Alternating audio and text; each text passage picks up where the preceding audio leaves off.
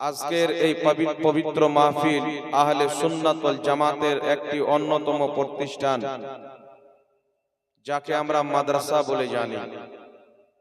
এই মাদ্রাসা এমন একটি মাদ্রাসা, আজকে এই স্টেজে যিনারা বক্তা হিসাবে, মেহমান হিসাবে এসেছেন, তিনারা সবাই হচ্ছে এই মতন মাদ্রাসারই ফুল। মাদ্রাসাতে পড়ি বক্তা হয়ে যায়, মাদ্রাসাতে পড়েই আলিম হওয়া যায়, মাদ্রাসাতে পড়েই ইমাম হওয়া যায়। তবে বিরাদর ইসলাম, আপনি আমি যখন আমার আপনার ছেলেকে কোনো মাদ্রাসাতে ভর্তি করব, তো আমাকে আপনাকে দেখতে হবে যে মাদ্রাসায় পড়ানেওয়ালা রসুল কায়নাত সাল্লাল্লাহু আলাইহি ওয়া আলিহি ওয়াসাল্লামের সম্পর্কে, আল্লাহ সম্পর্কে, সাহাবা সম্পর্কে, আহলে বাইত সম্পর্কে, আউলিয়ায়ে কিরাম সম্পর্কে আকীদা ঠিক আছে না নাই। আকীদা যাদের ঠিক আছেন সেই মাদ্রাসায় আপনার ছেলেকে পড়াবেন, যাতে আপনার ছেলে আলিম হয়ে, স্টেজের বক্তা হয়ে জাতিকে যেন এই শিক্ষা না দেয় যে আমাদের নবীর আক্ষরিক জ্ঞান ছিল না। যেন আপনার ছেলে পড়াশোনা করে জাতিকে এই শিক্ষা দেয় যে আমার নবী ইশারা করতেন তো চন্দ্র সূর্য লিখতে আরম্ভ করে দিতেন। আপনার ছেলে মাদ্রাসাতে পড়ে এই কথা যেন না বলে নবী সিগনেচার করতে জানতেন না। আপনি এমন মাদ্রাসায় ছেলেকে পড়ান যাতে আপনার ছেলের আকীদা হয়, নবী যদি ইশারা করে পাথর কলমা পড়তে আরম্ভ করে, নবী যদি ইশারা করে পাথরের পাহাড় সোনা হয়ে চলতে আরম্ভ করবে, সেই নবী সিগনেচার করতে জানতেন না থাক, নবী যদি ইশারা করে দেয় পৃথিবীর গাছপালা লিখতে আরম্ভ করে দেবে। এই আকীদা যেই মাদ্রাসায় আপনার ছেলেকে দেওয়া হয়, আপনার ছেলেকে শিক্ষা দেওয়া হয় যে সবসে আওলা ও আলা हमारा नबी, सबसे बाला ও आला हमारा नबी, अपने मौला का प्यारा हमारा नबी, दोनों आलम का दूल्हा हमारा नबी। এমন মাদ্রাসাতে আপনার ছেলেকে ভর্তি করেন যেন আপনার ছেলের কলবকে, আপনার ছেলের সিনাকে উলামায়ে কেরাম নবী মুস্তাফার আদবে, নবী মুস্তাফার মহব্বতে এমন উজ্জ্বল করে দেয়, আপনার ছেলের মাধ্যমে যেন পৃথিবীর মাটিতে নবী মুস্তাফার ইশকের প্রচার হয়ে যায়। তো মাদ্রাসা তো অনেক আছে বাবা। একটা বাচ্চা এসে বলছে আমার মাদ্রাসায় হুজুর, এর পূর্বে যে মাদ্রাসাতে পড়তাম সেই মাদ্রাসাতে আমাকে শিক্ষা দেওয়া হয়েছিল যে আল্লাহ মিয়াঁ কোরআন অবতীর্ণ করলো মোহাম্মদ সাহেবের উপরে, যে মোহাম্মদ সাহেব না লিখতে জানতেন না পড়তে জানতেন। তো সেই বাচ্চা বলছে হুজুর শুনে খুব খারাপ লাগলো, তো আব্বাকে এসে কিতাবটা পড়ে শোনালাম, তো আমার আব্বা বললো ওই মাদ্রাসায় পড়তে হবে না, আমার মাদ্রাসার নাম নিয়েছে যে ওর মাদ্রাসায় চল। তো আমার মাদ্রাসাতে ভর্তি হয়েছে। আমাদের মাদ্রাসার সিস্টেম কি, যখন আপনি আহলে সুন্নাত ওয়াল জামাতের মাদ্রাসায় ছেলেকে ভর্তি করবেন, আপনার ছেলে সর্বপ্রথম দিন ফজরের নামাজের পর, ক্লাস আরম্ভ হয়নি, খাওয়া দাওয়া কিছু হয়নি, রাত্রিতে ঘুম ভাগলো, আজান হলো, উযু করে নামাজ পড়ার পর সর্বপ্রথম আপনার ছেলেকে নবীর মহব্বতে দাঁড়িয়ে সালাত ও সালাম পাঠ করতে শেখানো হবে, যাতে আপনার ছেলে যে কুরআন হাদিসের ইলম অর্জন করবে সেটা নবীর বেয়াদব হয়ে না হয়, নবীর আদবকারী হয়ে যায়। তাই বিরাদর ইসলাম, আমাদেরকে এই মাদ্রাসায় ভর্তি করতে হবে। আলহামদুলিল্লাহ, আপনার যে মাদ্রাসা দেখছেন আজকে অনেক ছেলেকে পাগড়ি পড়ানো হবে, কেউ হাফিজের, কেউ কারির, এরাই আগে গিয়ে কেউ বক্তা হবে, কেউ মুনাজির হবে, কেউ মুহাদ্দিস হবে, কেউ মাদ্রাসার মুদাররিস হবে, কেউ মসজিদের ইমাম হবে। আল্লাহ তাবারাক ওয়া তাআলা এদের মাধ্যমে দ্বীনের ইনশাআল্লাহ খিদমত নেবে, বলেন আমিন। তো আমার উদ্দেশ্য হচ্ছে বলার বিরাদর ইসলাম, ইসলামে সর্বপ্রথম মেন জিনিস হচ্ছে আকীদা। আমার আপনার নবী সাল্লাল্লাহু আলাইহি ওয়াসাল্লাম ইরশাদ করেন, মিশকাত শরীফের হাদিস, বুনিয়াল ইসলাম আলা খামসিন, ইসলামের বুনিয়াদ হচ্ছে, ভিত হচ্ছে পাঁচটি জিনিসের উপরে। কটি জিনিসের উপরে? পাঁচটি জিনিসের উপরে। এক, লা ইলাহা ইল্লাল্লাহ মুহাম্মাদুর রাসূলুল্লাহ। জোরে হবে না সুবহানাল্লাহ? একটু কমাবেন ভাই। লা ইলাহা ইল্লাল্লাহ মুহাম্মাদুর রাসূলুল্লাহ, প্রথম হচ্ছে আল্লাহকে এক মানা, ওয়াহদাহু লা শারীক মানা, মুহাম্মদ সাল্লাল্লাহু আলাইহি ওয়াসাল্লামকে আল্লাহ পাকের প্রিয় হাবিব এবং খাতেমুন নবীন মানা। এই কথা যখন আপনি অন্তর থেকে বিশ্বাস করে নিলেন, আপনি মুসলমান হয়ে গেলেন। এর সাথে সাথে যত জরুরিয়াতে দ্বীন আছে, প্রত্যেকটা জিনিসকে যখন আপনি বিশ্বাস করবেন, আপনি হবেন ঈমানদার।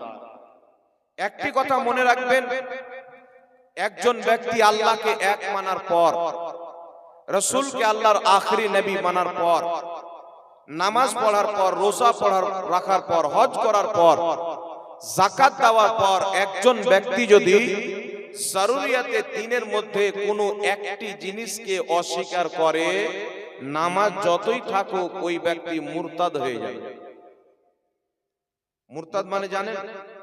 মুরতাদ মানে মুসলমান ছিল, কুফরি করে কাফির হয়ে গেল, ইসলাম ছেড়ে দিল, ওকে মুরতাদ বলা হয়। আর কাফির বলা হয় যেই ব্যক্তি কুফরি করলো, তাকে বলা হয় কাফির। মুশরিক বলা হয় যেই ব্যক্তি শিরিক করলো, তাকে বলা হয় মুশরিক।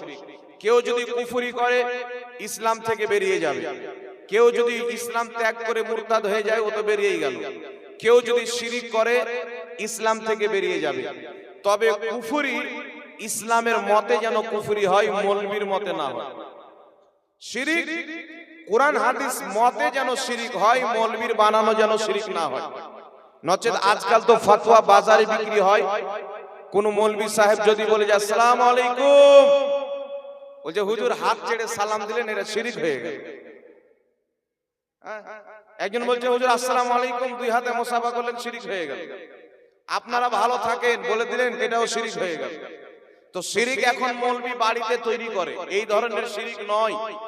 যেই ব্যক্তি কোনো গায়রে মাখলুককে, যেই ব্যক্তি কোনো সৃষ্টিকে আল্লাহর সমতুল্য করে দিল, বা আল্লাহ মনে করে নিল, বা আল্লাহর কোনো জাতি সিফাত যেটা আল্লাহ ছাড়া কারোর জন্য মানা হারাম, ওই জিনিসটা বান্দার জন্য মানলো, তাহলে ওই ব্যক্তি শিরিক করলো। আওয়াজ তো ঠিক ছিল, খারাপ করে প্রথমবার আওয়াজটা করে।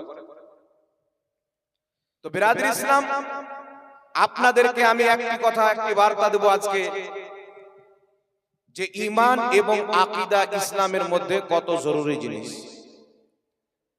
বিরাদর ইসলাম, কোন ব্যক্তি যদি বলে যে আমি আল্লাহকে এক মানি, রাসূলকে রাসূল মানি, নামাজ পড়ে, রোজা রাখে, হজ করে, যাকাত দেয়, আর সে যদি আল্লাহ পাকের অপমান করে, ওই ব্যক্তি মুসলমান থাকবে? একটু জোরে বলতে হবে, মুসলমান থাকবে? একজন ব্যক্তি 1000 লোককে কলমা পড়ালো, তার হাতে 1 কোটি লোক কলমা পড়ে মুসলমান হলো, সেই ব্যক্তি এমন একটি জায়গাতে গিয়ে মিস্টেক করলো যেটা আল্লাহ বা রাসূলের সাথে কুফরি হয়। সেই কুফরি করার পর কত লোককে মুসলমান করলো, তা দেখে তাকে মুসলমান বলা যাবে না। কুফরি যদি করে, তাকে ইসলামে কাফির মানতে হবে। মুসলমানকে মুসলমান মনে করা, কাফিরকে কাফির মনে করা, এটা হচ্ছে জরুরিয়াতে দ্বীন। কথা বুঝতে পেরেছেন কি পারেননি বাবা? এটা হচ্ছে জরুরিয়াতে দ্বীন। আপনাদেরকে একটা এক্সাম্পল দিয়ে দিই। ইবলিস মুসলমান ছিল কি ছিল না পূর্বে? ইমানদার ছিল না পূর্বে? 6 কোটি বছর ইবাদত করেছিল, আল্লাহ পাককে সাজদা করেছিল, ফেরেশতাদের শিক্ষকতা করেছিল। সেই ইবলিসকে যখন বলা হলো উসজুদুলি আদম, আদমকে সাজদা করো, ইবলিস সাজদা করলো না। আল্লাহ তো বললেন না, ইবলিস তুমি একটা কথা মানোনি, আদমকে সাজদা করনি, তো কি হলো? 6 কোটি বছর আমাকে সাজদা করেছো, সেই সাজদার বরকতে তোমাকে ক্ষমা করে দিলাম। 6 কোটি বছর আমার ইবাদত করেছো, সেই ইবাদতের কারণে তোমাকে ক্ষমা করে দিলাম। 7 আকাশের উপরে ফেরেশতাদের শিক্ষকতা করেছো, সেই শিক্ষকতা করার কারণে আমি আল্লাহ তোমাকে ক্ষমা করে দিলাম। হাজারো বছর আরশের তাওয়াফ করেছো, সেই তাওয়াফ করার কারণে আমি তোমাকে ক্ষমা করে দিলাম। আল্লাহ এই কথা বলেননি, আল্লাহ পাক বলেছিলেন আদম নামাজ পড়তে পারো, সাজদা করতে পারো, রুকু করতে পারো। কাকে পড়িয়েছো দেখে লাভ নাই, কোন ইউনিভার্সিটিতে পড়িয়েছো দেখে লাভ নাই, কতবার সাজদা করেছো দেখে লাভ নাই, কতবার তাসবিহ পড়েছো দেখে লাভ নাই, কত আল্লাহর ইবাদত করেছো, কত বছর জান্নাতে থেকেছো তা দেখার বিষয় নয়। তুমি নামাজ পড়েছিলে, ইবাদত করেছিলে, আমাকে রাজি করেছিলে, আমি তোমাকে জান্নাত দান করেছিলাম, মর্যাদা দান করেছিলাম, ফেরেশতাদের শিক্ষক বানিয়েছিলাম, কিন্তু তুমি আমার আদমের সম্মান করনি, আমার আদমের বেয়াদবি করেছো। আর আমি আল্লাহ কিয়ামত পর্যন্ত তোমার উপরে ফতোয়া দিয়ে আকীদা কায়েম করে দিব, কানুন বানিয়ে দিব। ব্যক্তি নামাজ যতই পড়ুক, মদিনাতে পড়নে वाला থাক, মক্কাতে পড়নে वाला থাক, জামে আজহার মিশরে পড়নে वाला থাক, দুনিয়ার যে কোনো মাদ্রাসায় পড়ুক না কেন, তার অন্তরে যদি আমার নবীর আদব না থাকে, তার পড়াও বেকার, তার পড়ানো বেকার হয়ে যায়। সুবহানাল্লাহ, সুবহানাল্লাহ। কোন মাদ্রাসায় পড়েছেন দেখে লাভ নাই। আমাকে বলছে হুজুর আপনি কোথায় পড়েন, এক কোটা কম করেন ভাই, আপনি কোথায় পড়েন? আমি বললাম উত্তরপ্রদেশে পড়ে এসেছি, বাঙ্গালের মাদ্রাসাতে পড়াশোনা করাচ্ছি। তো বলছেন হুজুর উত্তরপ্রদেশে পড়ে এসে বেশি ডায়লগ দিচ্ছেন, অমুক মৌলবি তো মদিনা থেকে পড়ে এসেছেন, অমুক মৌলবি তো মক্কা থেকে পড়ে এসেছেন, অমুক মৌলবি তো আজহার থেকে পড়ে এসেছেন। আমি তাকে বললাম তাহলে কি হলো? বলছেন মক্কাতে পড়ায়, ইউনিভার্সিটিতে পড়ায়। আমি বললাম শুনো, কে কোথায় পড়ায় আল্লাহর দরবারে এটা চলবে না, কার অন্তরে রাসূল পাকের মোহাব্বত আছে, রাসূল পাকের আদব আছে, রাসূল পাকের আদব রাখনে वाला, রাস্তাতে পড়ানে वाला যদি থাকে আল্লাহ তাকে কবুল করে নেয়। রাসূলের বেয়াদবি করনে वाला, সাত আকাশের উপরে পড়ানে वाला ইবলিস যদি থাকে আল্লাহ তাকে শয়তান বানিয়ে দেয়। আল্লাহ পাক আমাদেরকে কি শিক্ষা দিলেন? আল্লাহ পাক একটি বার্তা কোরআন পাকে দিয়েছেন। এই জন্য আমরা বলি কোরআনকে পড়েন। কোরআন পড়তে কোনো আলেম নিষেধ করবেন না, অনুবাদ তাফসীর সহ পড়েন, কিন্তু দুনিয়াতে তাদের লেখা কোরআন পড়িয়েন না যারা তরজমাতে নবীকে পথভ্রষ্ট লিখেছে, তার যারা কোরআন পাকের অনুবাদ করে আল্লাহর বেয়াদবি করেছে, রাসূলের বেয়াদবি করেছে, যারা আল্লাহ পাকে কোরআনের তরজমা করতে গিয়ে বেয়াদবি করেছে, রাসূল পাকের বেয়াদবি করেছে, তাদের করা অনুবাদ পড়িও না। নবী মুস্তাফার সচ্চা আশিক বরেলির সরতাজ আলা হযরতের অনুবাদ করা কানজুল ঈমান পড়ে, আপনার ঈমানও বেঁচে যাবে, আপনার আকীদাও বেঁচে যাবে। আমরা পড়তে মানা করি না, কি জন্য আলা হযরতের তরজমা পড়তে হবে, কি জন্য অন্য করির তরজমা পড়া যাবে না? আপনার সামনে কয়েকটি আমি দলিল রাখবো, তবে প্রথম দেখতে হবে কোথায় পড়নে वाला, এটা দেখার বিষয় নয়। কোথায় পড়ানে वाला এটা দেখার বিষয় নয়। তার মধ্যে রাসূল পাকের যদি আদব না থাকে, সারা পৃথিবীকে যদি পড়ায়, তার মূল্য আল্লাহর দরবারে জুতোর সমতুল্য থাকতে পারে। আর জোরে বলেন থাকতে পারে। ইবলিস কে ছিল ভাই? ফেরেশতাদেরকে পড়াতো কোথায়? সাত আকাশের উপর।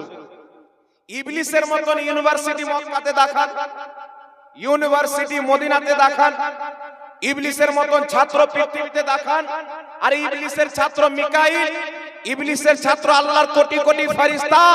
সেই ইবলিস যদি আদমকে সিজদা না করে, আদমের তাজিম না করার কারণে তার পড়ানো বেকার হয়ে যায়, সিজদা বেকার হয়ে যায়, তাসবিহ তাহলিল বেকার হয়ে যায়, দুনিয়ার ইউনিভার্সিটিতে পড়ানে वाला, তার অন্তরে যদি নবীর আদব না থাকে, তার শিক্ষার কোনো মূল্য নাই। জোরে বলেন সুবহানাল্লাহ।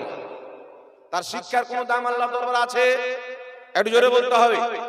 বলবে হুজুর এত লোককে নামাজি বানিয়েছে, এত লোকের দাড়ি ছাড়িয়েছে, এত লোককে পাঞ্জাবি পরিয়েছেন, এত লোককে অমুক করিয়েছেন, ধুমুক করিয়েছেন, তো যতই লোককে অমুক করান ধুমুক করান, যত লোককে পড়ান, ইবলিস কোটি কোটি ফেরেশতাকে পড়িয়েছে।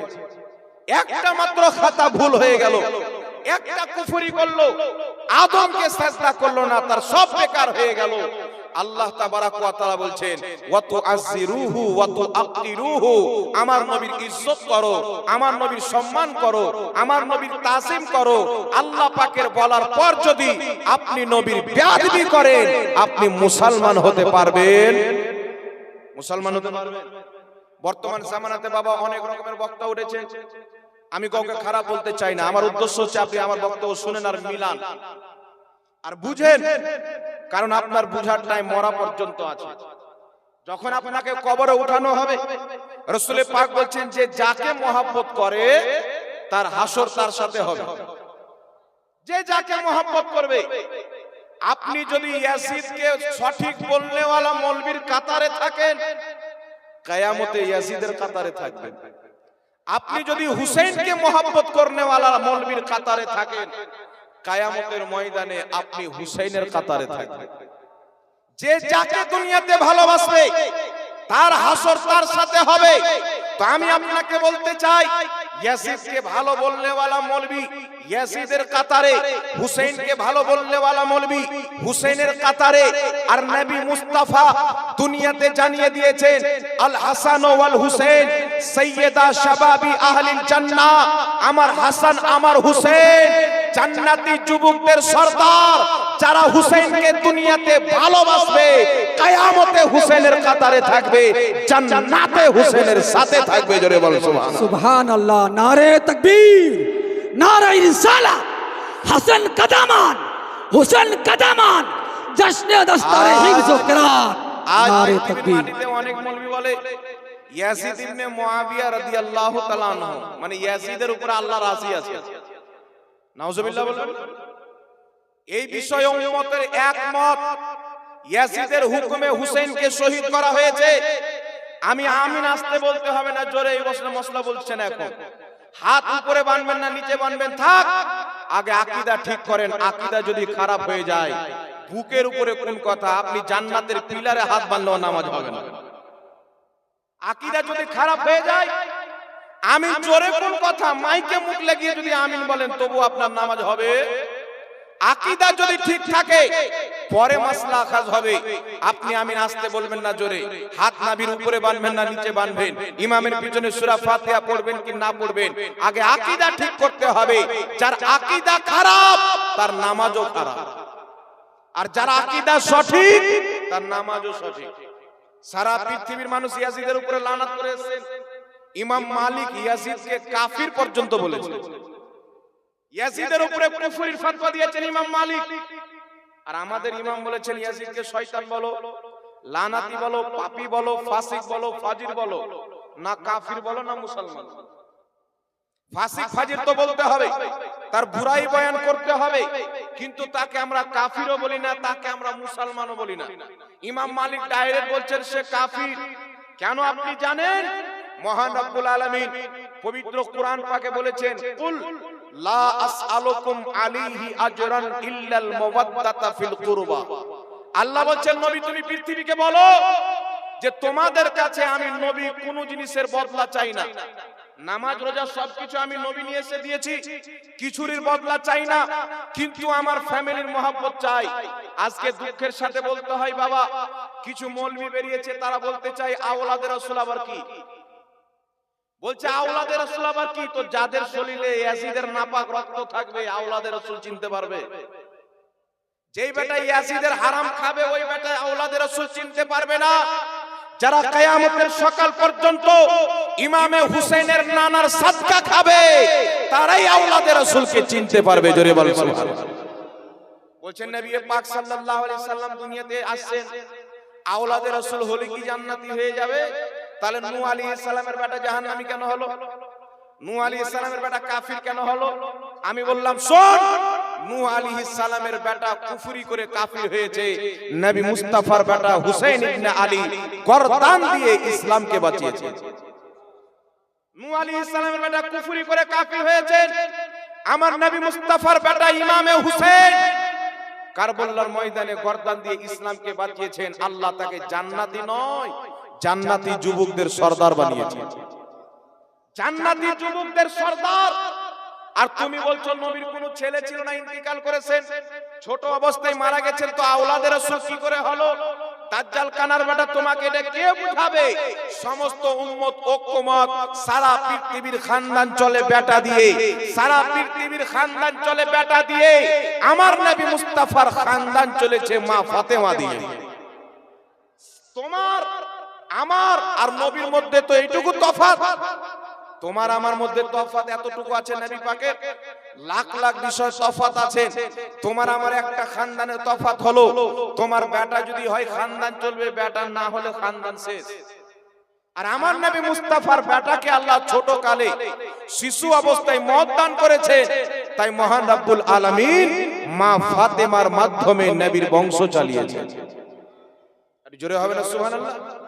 রাসূলে কায়নাত সাল্লাল্লাহু আলাইহি সাল্লাম মা ফাতেমার বাড়িতে গেলেন, এইভাবে চাদর টানলেন। আমি আপনাকে বুঝাতে চাই বাবা, এখন কিছু জাহিল বক্তা হয়েছে, মাদ্রাসায় পড়েনি, কম্পিউটার চালাতো, দারু খেত, গাঁজা খেত, ওর বাপ পালিয়ে বিয়ে করেছে, ওর মাকে বিয়ের আগে 6 মাস গর্ভবতী হয়েছে, 6 মাস পূর্বে এইরকম একটা সন্তান, বলছে আওলাদে রাসূল নাই। তো তোমার তো শুদ্ধতে জন্মই নাই, তো তুমি আওলাদে রাসূল চিনবে কি করে? আমার নবী মুস্তাফা এইভাবে চাদর মেললেন। নবী বলছেন ফাতেমা এখানে এসো, আলী এখানে এসো, হাসান এখানে এসো, হুসেন এখানে এসো। 4 জন ব্যক্তিকে আমার নবী চাদরের তলে নিলেন। নেওয়ার পরে নবী দোয়া করছেন, আল্লাহ এরা হচ্ছে আমার আহলে বাইত, আমার বংশ। আলী, ফাতিমা, হাসান, হুসেন, নবী বলছেন আল্লাহ এরা হচ্ছে আমার আহলে বাইত, এদেরকে তুমি পাক করে দাও। আল্লাহ কুরআন পাকে আয়াতে তাতহির নাজিল করে কিয়ামত পর্যন্ত এলান করে দিলেন, মুস্তাফা তোমার আহলে বাইতকে এত পাক করে দিলাম, এত পাক করে দিলাম, পৃথিবীর মানুষ পিতা মাতার নাপাক রক্তে জন্ম নিবে, কিন্তু তোমার মেয়ে ফাতেমার বাচ্চা হাসান ও হুসেন জন্ম নিবে নাপাক রক্ততে নয়, মুহাম্মদ রাসূলুল্লাহর নূরে জন্ম নিবে। তাই আলা হযরত আজিমুল বরকত বলছেন, কি বলছেন? তেরি নসলে পাক মে है बच्चा बच्चा नूर का, तू है आईने नूर, तेरा सब घराना नूर का। মা ফাতিমা রাদিয়াল্লাহু তাআলা আনহা স্পেশাল ভাবে আল্লাহ ইনাদেরকে পাক করেছিলেন। আমার মা যখন নামাজ পড়ে মাসে 3 দিন 5 দিন আমার মায়ের নামাজ মাফ থাকে না? নাই, নামাজ মাফ থাকে, রোজা ওই সময় মাফ পরে কাজা করতে হবে। সারা পৃথিবীর মহিলাই এটার সিস্টেম, এই সিস্টেমটা সব মহিলার মধ্যে। যদি কোনো মহিলার মেহনতে রক্ত না হয়, ওই মহিলা বাচ্চা জন্ম দিবে না। কিন্তু মা ফাতেমার মধ্যে ওই রক্তই ছিল না। এত আল্লাহ পাক করে দিয়েছেন, নবীর মেয়ে ফাতেমার মধ্যে ওই রক্ত নাই। তাহলে হাসান হুসেন কি করে জন্ম নিলেন? ওই রক্ত যদি না থাকে বাচ্চা জন্ম নিবে না, মহিলাটা বাঞ্জ হবে। কিন্তু মা ফাতেমার রক্ত নাই, আল্লাহ পাক করে দিয়েছেন। হাসান হুসেন কি করে জন্ম নিলেন? তো হাসান হুসেনও জন্ম নিয়েছেন নূরে। জোরে বলেন না সুবহানাল্লাহ। নবীর খানদান নুরানি খানদান, নবী মুস্তাফার বংশ নুরানি বংশ। এখন আপনাকে বলতে চাই, আমার নবী আহলে বাইত কাকে কাকে বানালেন? আলী, ফাতেমা, হাসান, হুসেন। এই হাসান হুসেনের নসল থেকে কিয়ামত পর্যন্ত যত বাচ্চা জন্ম নিবে সবাই হবে আওলাদে রাসূল। জোরে বলতে হবে সুবহানাল্লাহ। ইমামে হুসেনের ছেলে ছিল কি ছিল না কারবালার ময়দানে? ইমাম যাইনুল আবেদিন, ইমাম জাফর সাদিক, ইমাম মুসা কাযিম, ইমাম রাজালি, ইমাম যায়েদ। এইভাবে আস্তে আস্তে নবী মুস্তাফার খানদান আজ সারা পৃথিবীর মাটিতে পাওয়া যায়। আর দাজ্জাল কানা বলছে নবীর আওলাদের আওলাদই তো নাই। তো তুমি তো ইয়াসিদের গুণগান করনেওয়ালা, তোমার কপালে নবীর আওলাদের মহব্বত যাবে? আল্লাহ তো নবীকে বলতে বলেছেন, নবী তুমি বলো আমি কিছুই চাই না, আমার আহলে বাইতের মহব্বত চাই। তাই আজ পর্যন্ত মুসলমান নবী মুস্তাফার আহলে বাইতের আওলাদের দামান ধরে আছে। জোরে বলেন সুবহানাল্লাহ। এই বিষয়ে আরেকটা কথা আপনাকে বলে দিই। একটা মৌলবি বেরিয়েছে হাজরা, বিনা পড়ালেখা মৌলবি, বাংলা কিতাব পড়ে ফুটানি মারা। আর শুধু বাংলাদেশের মৌলবিদেরকে চ্যালেঞ্জ দেয়, ভারতের দেয় না। জানে যে ভারতের মৌলবি কত খতরনাক, পায়জামা লুঙ্গি সব খুলে ঝাড়খণ্ড পাঠিয়ে দেবে। তো এ বলছে যে আওলাদে রাসূল বলতে কিছুই নাই। নবী পাক সাল্লাল্লাহু আলাইহি ওয়াসাল্লাম বলেন, হাকিম আল মুস্তাদরাকের মধ্যে হাদিস, ইমাম হাকিম হাদিসে সহিহ বলেছেন, রাসূল পাক বলেন, সাহাবী আমি ইন্তিকাল করব, তো ইন্তিকালের পূর্বে তোমাদেরকে দুটি জিনিস দিয়ে যাচ্ছি। কটি জিনিস? সাহাবা বললেন হুজুর কি? রাসূল পাক বলছেন কিতাবুল্লাহ, একটি আল্লাহর কিতাব কুরআন, ওয়া ইতরাতি আহলে বাইতি, আর একটি হচ্ছে আমার আহলে বাইত, আমার বংশ, আমার আওলাদ। সুবহানাল্লাহ হবে না? তো আমার নবী মুস্তাফা ইন্তিকালের টাইমে বলছেন দুটো জিনিস দিয়ে যাচ্ছি, একটি কুরআন, একটি হচ্ছে আমার বংশধর, আমার আওলাদ। আরে দাজ্জাল কানা বলছেন নবীর আওলাদ নাই। বলেন বাবা, আমার নবী মুস্তাফা সকল উম্মতের ইজমা, ঐক্যমত, কুরআন হাদিস দ্বারা প্রমাণিত, রাসূল পাক সাল্লাল্লাহু আলাইহি সাল্লামের ওটি আওলাদ যেটি মা ফাতেমার নসল থেকে এসেছে। জোরে বলেন সুবহানাল্লাহ। যেটি হযরতে আলীর নসল থেকে এসেছে, ইমামে হাসান ও হুসাইনের নসল থেকে যত আওলাদ কিয়ামত পর্যন্ত হবে তাদেরকে আওলাদে রাসূল বলে সম্মান করতে হবে। সম্মান করাটা হচ্ছে ইমানদারদের আলামত, অসম্মান করা হচ্ছে ইয়াজিদের আলামত।